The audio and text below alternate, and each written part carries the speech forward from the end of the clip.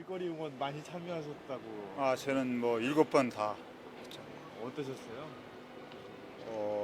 저는 사역을 하면서 현장을 중시하는데 그 7번 거리 응원을 하면서 정말 우리 사회가 얼마나 밑으로부터 엄청나게 변하고 있는가라고 하는 것을 확실하게 깨달았죠. 이게 한국 사회 지형 변화의 획기적인 사건이다.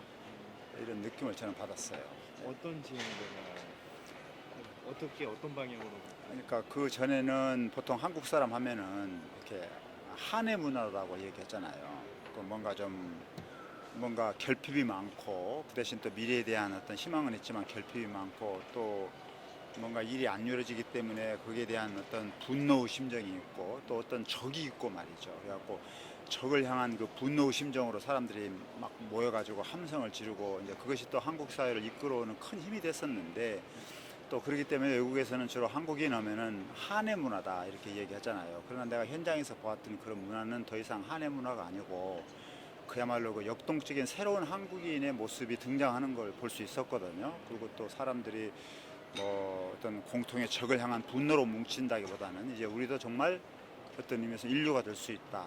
어떤 자신감, 긍지, 미래에 대한 어떤 열정 이런 것들이 사람들로 하여금 정말 헌신적으로 자발적으로 모이게끔 했기 때문에 거기서 발견하는 한국인의 모습은 더 이상 과거에 한에 어려 있는 그런 어떤 모습이 아니다. 이건 정말 밑으로부터 엄청난 이 지각 변동이 일어나고 있는 것이다. 그런 느낌을 저는 받았어요. 그런데 1980년대만 하더라도 군사 정권이었고 거기에 대한 어떤 대중들의 분노 이런 것들이 사람을 막 동원시켰잖아요. 그렇지만 여기는 뭐 순수하게 자발적인 느낌으로 또 뭔가 좀 어떤 즐거움을 향해서 같이 동참하려고 하는 그런 의식으로 뭉쳤기 때문에 이러한 것들이 아까 과거에는 좀 자기를 좀 부정하는 어떤 그런 문화가 많이 있었는데 이제는 확실하게 자기를 긍정하고 자신감을 갖고 미래를 향해서 나아가고 꿈을 이루려고 하는 말이죠. 어떤 적극적인 역동적인 어떤 한국의 모습이 아주 생생하게 현장에서 느껴질 수 있었습니다. 일단 이제 젊은 세대들이 아무래도 중심이 됐었는데. 그렇죠. 물론이죠. 예, 물론이죠. 중심이 됐었는데 그거에 대해서 이제 너무 개인주의적이었던 것에서 좀 벗어난 게 아니라 그런 평가도 있어요. 그러니까 이게 단순히 개인주의가 아니고 저는 그걸 새로운 공동체 문화가 등장한 것이다라고 봤어요. 보통 뭐 디지털 세대, 젊은 세대 하면은 공동체에 대해서 관심 없고 자기 이익만 추구한다고 하는 그런 이미지가 사회적으로 있었지만 거기서 발견했던 그 젊은 세대는 그렇게 자기 이익으로 뿔뿔이 흩어져 있는 개인이 아니고 공통의 어떤 즐거움을 향해서 축제를 향해서 또 뭔가 물론 축구는 하나의 하나 스포츠지만 그러나 그걸 통해서 뭔가 같은 우리나라의 그 구군이 상승하는 말이에요. 그래서 하여튼 우리도 좀 인류가 될 수 있다고 하는 말이죠. 그런 어떤 열망으로 이렇게 사람들이 모였거든요. 그러니까 그것은 정말 우리 역사에서 처음으로 발견하는 그 순수성과 자발성에 의해서 역동적인 그런 모습을 보여주는 어떤 획기적인 사건이 아니었느냐. 새로운 공동체를 과거 공동체는 굉장히 배타적인 것이었고 아까 얘기했지만은 어떤 적에 대한 분노로 우리가 뭉치는 거고 이런 것이 강했는데 이번에 뭐 우리가 발견한 공동체는 훨씬 열려져 있는 공동체고 그 안에서 뭐 여러 가지 자유로운 표현들, 보디 포인팅을 표현해서 여러 가지 형식이나 내용이나라고 하는 것이 미리 정해진 각본대로 움직이는 게 아니고 완전히 그 현장에 있는 자발성에 의해서 다양성이 발휘가 되는 그런 어떤 공동체. 그래서 신공동체 문화가 한국 사회에 등장했다. 저는 그렇게 봤습니다. 이제 다양성이라고 이제 말씀하시면 이제 파시즘이다, 전체주의다 이런 비판도 있었어요. 지금도 그런 생각하시는 분들도 있으시고. 저는 전혀 동의하지 않아요. 그것은 왜냐하면 파시즘이라고 하면은 물론 이제 많은 대중들이 동원되었다는 데서 아마 파시즘 생각을 할 거예요. 그러나 파시즘 하면은 보통 엄청난 그 조직이 거기에 개입되고요. 굉장한 그 선전, 뭐 홍보 이런 것들이 집중적으로 되고 그리고 또 뭐라고 할까 파시즘 하면은 그걸 이끌어가는 굉장히 강력한 국가 이념이 작용해요. 어디나. 그리고 약간 반강제적인 어떤 사회적인 분위기가 작동합니다. 거기에 꼭 가야지 되는 거예요. 물론 사람들은 자발적으로 간다고 얘기하지만 그러나 사회적인 분위기가 그것을 비판할 수 있는 어떤 그런 분위기가 형성이 안 됩니다. 파시즘의 경우에는. 그러니까 일방적이고 대중적이고 굉장한 전국적인 조직이 작동되고 굉장한 이데올로기가 작동되는 그런 이제 대중 동원 현상인데, 우리의 2002년 6월 월드컵 거리 응원을 그렇게 보는 것은 그건 나는 완전 잘못이라고 봐요.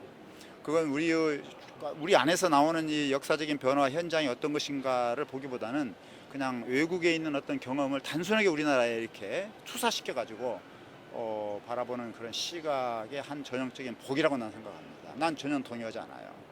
근데 그게 이제 그 당시 이제 국가적 에너지를 승화시키자라는 말들을 많이 했었는데 네. 그게 효과를 거두고 있다고 생각을 했습니다. 꼭 그런 건 아니에요.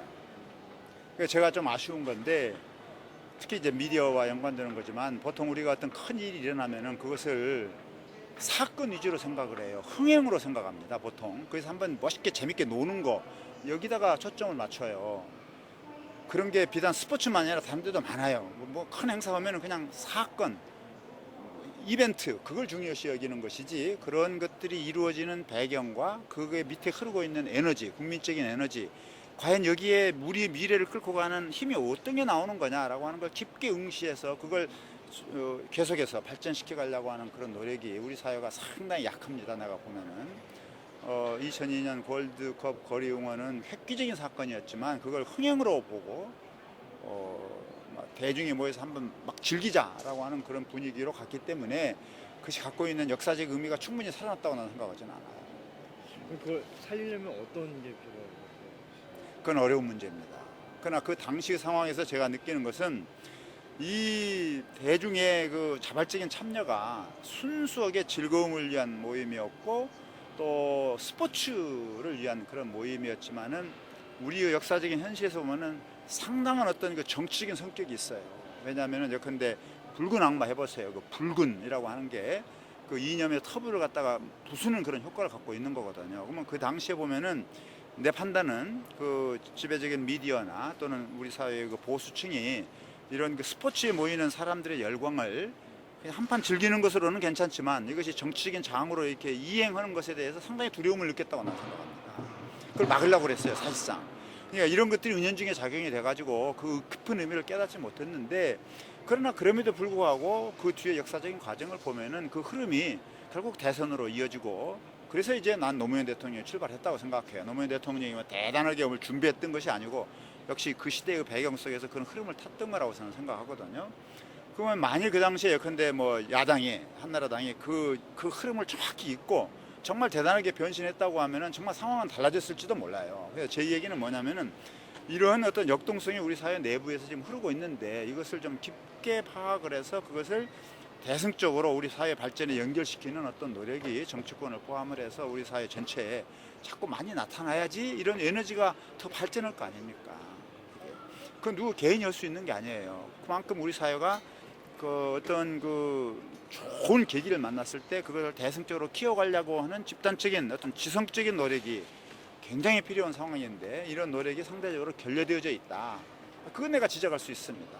그러나 과연 앞으로 어떻게 해야지 되느냐라고 하는 것은 정말 좀 더 많은 토의와 검토가 필요한 분야예요. 네. 그러면은 이제 네. 한 가지만 되죠. 네. 그거에 대해서. 근데 우리나라 사람들도 의외였어요. 어떻게 그런 일이 있었어요? 그렇죠. 그러니까 이게 뭐 뜻밖의 일어난 일로 사람들이 생각하고 막 다 열광하지 않았습니까? 저도 열광을 했으니까요. 어떻게 이런 일이 일어나느냐. 한 번도 사람들이 자발적으로 만나고 대한민국을 외치지를 못했어요. 그렇지 않습니까? 일제시대 때 대한민국을 외쳤지만 그것은 이제 나라를 빼앗긴 입장에서 억울해서 외친 거고 말이죠. 그 뒤에 뭐 많은 데모들이 있었지만은 그게 성격이 다르거든요. 이게 순수한 자발성에 의해서 이게 대한민국을 외친다고 하는 건 획기적인 사건이었단 말이에요. 그러면 이게 외국 언론들한테는, 외국 사람들은 굉장히 인상적이었습니다. 왜냐하면 한국 사람들이 이게 자발적으로 모인다고 하는 거, 이거 굉장한 에너지잖아요. 이거 엄청난 민족이로구나. 이걸 굉장히 체감을 많이 했는데, 그럼 우리 스스로한테 물어볼 때 과연 어떻게 가능했는가 이런 질문이 있을 수 있죠.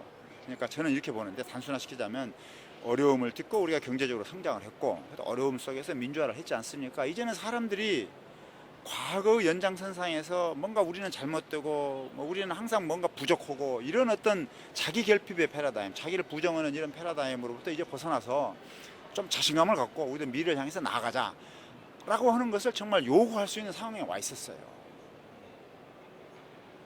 그 에너지를 축구가 탁 빨아들인 거예요.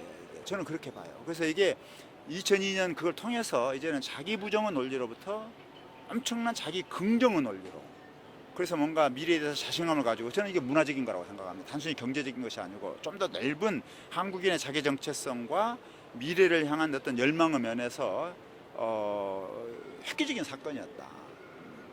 그리고 그것이 가능해졌던 것은 그만큼 우리 사회가 그래도 경제적으로 성장을 했고 정치적으로 민주화가 되고 하는 어떤 그런 그 에너지가 이제 밑에 축적이 돼서 이제 문화적으로 한국인은 뭔가라고 했을 때 더 이상 한에 어려 있는 그런 인간이 아니고 이제는 역동적인 한국인으로서 미래를 향해서 나아가는 어떤 그런 모습을 집단적으로 보여주는 사건이라고 저는 생각해요.